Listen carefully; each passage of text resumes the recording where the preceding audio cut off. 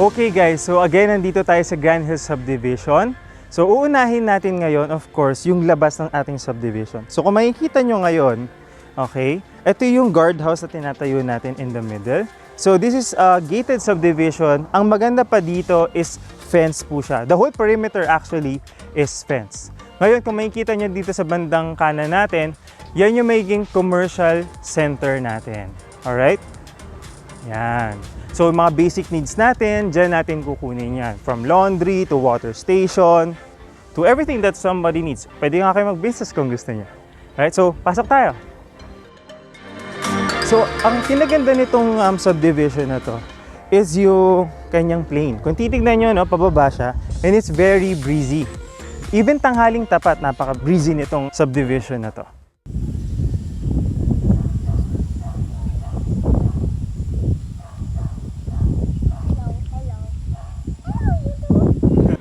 The total lot area of this subdivision is 2.5 hectares. And also, ang kinaganda nito, it is subdivided into 78 lots. Ang average size ng bawat lote is actually 200 to 300 square meters. So kung mapapansin nyo rin dito, it's very wide. Okay? The road is very wide. This is actually 10 meters wide. So this is the main road from the gate. Right? And then the inner roads, kung mapapansin nyo doon, those are 8 meters wide naman. Ang isa sa mga features itong subdivision na to is actually the drainage system. It's very reliable kasi ang kinaganda nito is meron siyang 2 PVCs na 1 meter in diameter each. Alright? So walang chance na bumaha dito or yung mga inaalala natin kapag lalo na pag malakas ang ulan. In this part here of the subdivision, as you can see this lane here, this will be the residential part. Okay, so i-develop natin dito, magkakaroon siya ng mga plants, flowers, and then tables so that, you know, it can be part of socializing, right? So, ito namang open space na to, dito ilalagay yung ating mga recreational amenities. So, dito magkakaroon ng mini clubhouse na may function hall.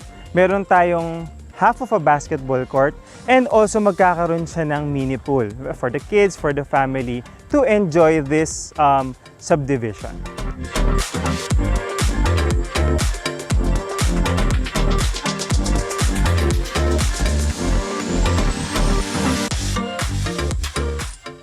Ito naman ngayon ay paakyat tayo sa rolling terrain ng ating subdivision.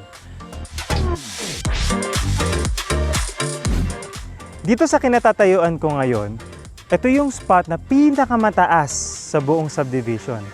From this point, alright, lalo na sa restriction natin. No? Ang restriction pala natin guys, 9 meters height ang ating bahay. Alright, ang kinaganda nito, ideally, mga 2 floors and a roof deck. So imagine niyo kapag nagkaroon kayo ng roof deck dito, makikita nyo yung overlooking ng buong community natin.